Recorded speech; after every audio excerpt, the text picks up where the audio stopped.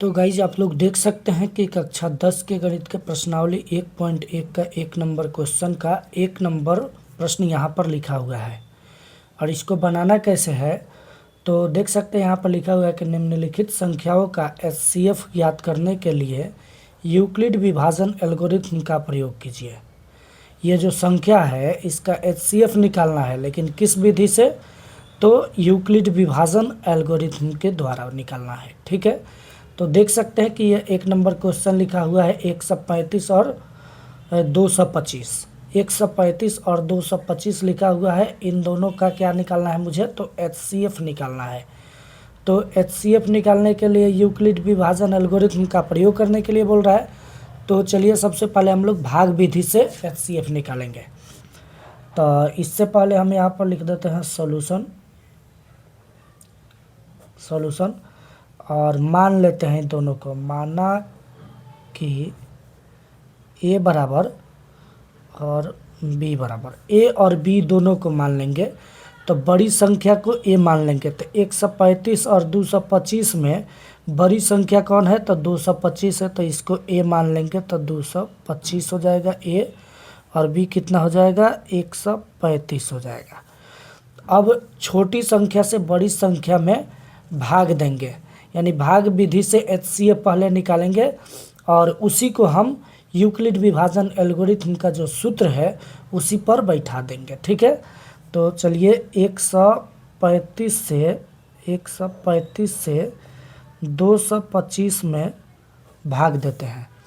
135 से 225 में भाग देंगे तो ये एक मर्तबे कितना आएगा? 135 आ जाएगा। ठीक है, एक मर्तबे कितना आएगा? 135 आ जाएगा।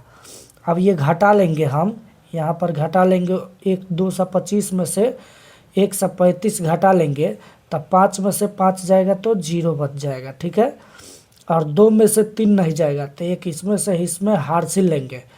तो एक इसमें से अगर हार्सिल ले लेते हैं तो ये 2 है, तो ये 3 नहीं होगा। हार्सिल जब भी लेते हैं तो उसके आगे आता है, यानी कि देखिए इकाई और दहाई। तो इसमें से अगर हार्सिल लेंगे तो ये दहाई अंक यानी 10 अंक हार्सिल मिलेगा। तो 10 और 2 मिलकर एक साथ मिलेगा तो कितना हो जाएगा? 12 हो जाएगा। ठीक है, तो 12 में से अगर 3 घटाएंगे तो ये कितना बच जाएगा? 9 बच जाएगा। अब इसमें से तो ये हार्सिल ये ले लिया है, तो ये कितना बच जाएगा? 1 बच जाएगा। अब 1 में से अगर 1 घटाएंगे तो ये क्या हो जाएगा?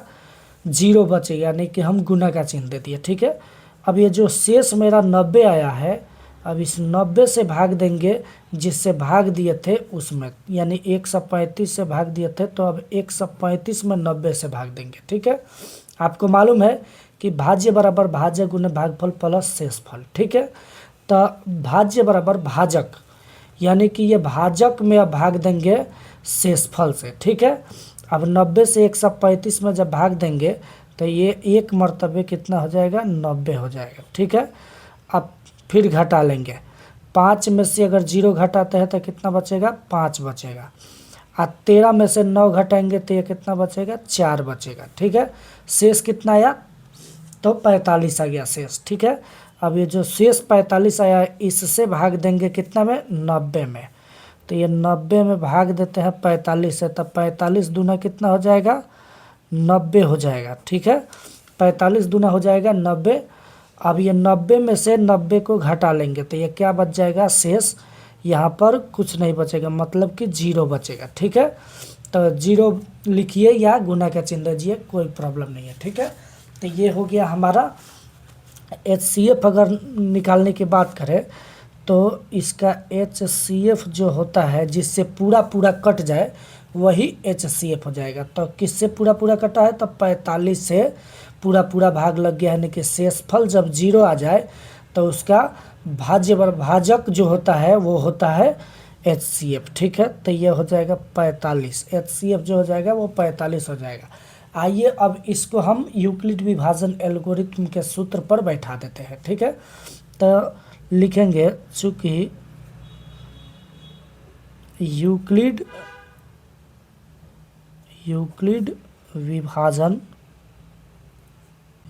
विभाजन एल्गोरिथ्म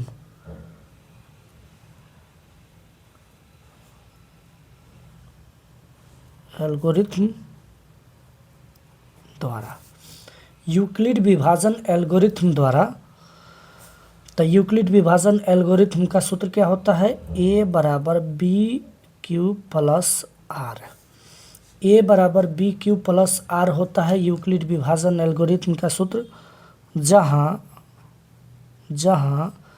0 होता है r के बराबर या छोटा। ठीक है, यानी बोल सकते हैं कि r जो होता है वो 0 से बड़ा या बराबर होता है, लेकिन हमेशा b से छोटा रहता है। ठीक है, r जो होता है वो 0 से हमेशा बड़ा या बराबर रहेगा, लेकिन b से छोटा ही रहेगा। ठीक है, आइए अब a किसको माने थे?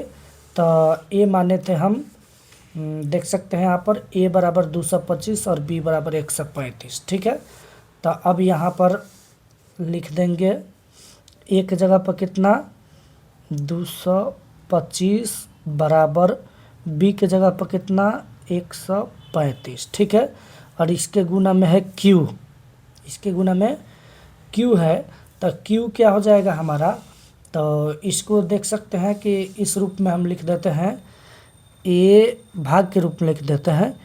a भाग देंगे कितना से, b से, तो हमारा भागफल कितना आएगा, q आएगा, और शेषफल कितना आएगा?